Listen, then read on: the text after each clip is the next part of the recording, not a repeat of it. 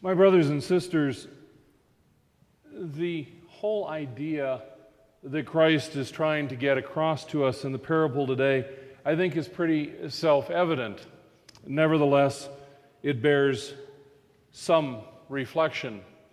Because what is Christ trying to tell us? He's trying to tell us the same thing that our parents told us, the same thing that we as parents tell our children. It's what you do, not what you say, that matters. Now, does that mean what we say doesn't matter? By no means. We should be people of our word. As Christians, we tell the truth. But it is our actions that people see. It is our actions by which we are judged. If I stand up here and declare myself to be a follower of Christ, and then I go and I get in my car, and I leave, and I am rude to people on the road, and I cut people off, and I don't obey laws, and I go home, and I am unkind to my family, I kick the proverbial dog, I throw the cat outside, I go to work, I gossip, I tell lies. Then when I come back on Sunday and profess to be a Christian, how many people will believe me? The national pastime of America has been for quite a number of years the pointing out and laughing at our politicians. Why? Because very often, though not in all cases, what they promise the days preceding the election are not what they do when they get into office. It is by our actions that we are judged. It is by our actions that we have impact on the people in our lives. When we come across the homeless and the hungry, and we are kind to them, and we give alms, and we try and help the poor, it is the actions that affect those people. I can think all day long that I should give alms, but if I do not do it, it does not make any difference. I can think all day long that I should pray more, but if I do not do it, it does not make any difference. I can say to my family and to everyone around me, we need to go to church every Sunday. We need to tithe to the church.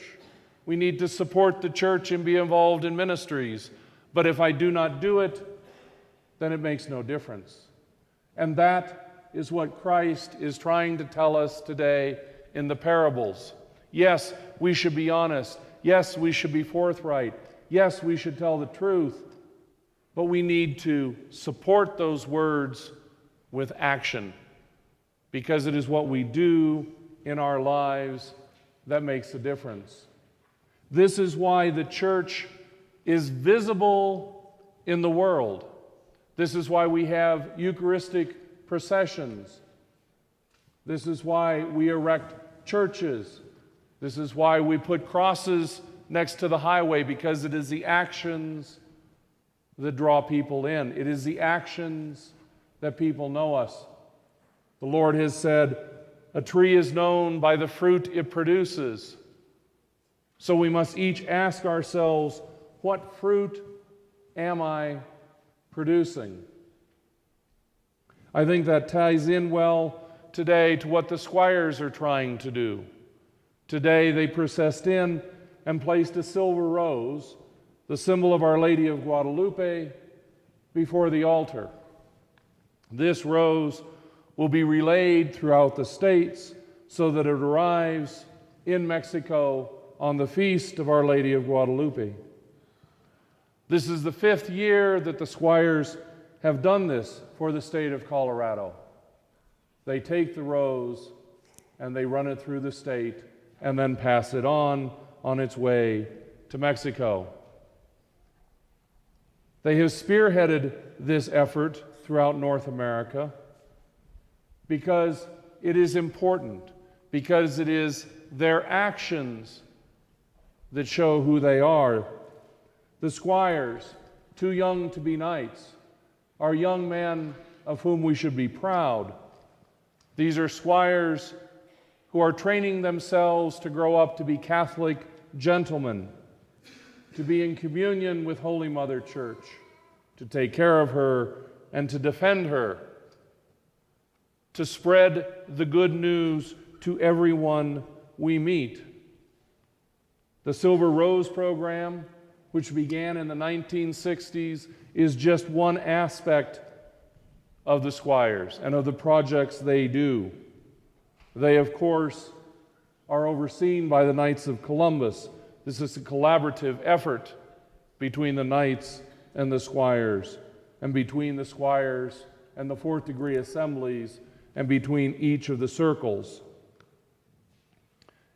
This rose will arrive at the Basilica of Our Lady of Guadalupe on December 12th. Why a rose? Well, after all, doesn't the rose symbolize Our Lady? Wasn't it a multitude of roses that filled the tilde of San Juan? Wasn't it a lot of roses that fell before the bishop when her image was revealed? A silver rose. Isn't that perfect? Silver, we read in the scriptures, is refined 7 times. There were a group of ladies once who wondered why 7 times, and they went to a silversmith and they said, "You refine silver, how do you know when it is ready?" Because God tells us that we are refined like silver. The silversmith said, "Well, that's easy. I put it in the fire, I pull it out, I hammer it. I put it in the fire, I pull it out, I hammer it. And I know all of the impurities are gone when I look at the silver and see my own reflection." Isn't that what we as Christians should be striving for? To reflect the glory and the goodness of God. It is our actions that define us. It is our actions that tell us who we are, because we cannot ignore the image in the mirror. And it is our actions that tell others who we are. As we go forth today, let us take time to ask our Blessed Mother to help us as we continue to have our conversion of hearts.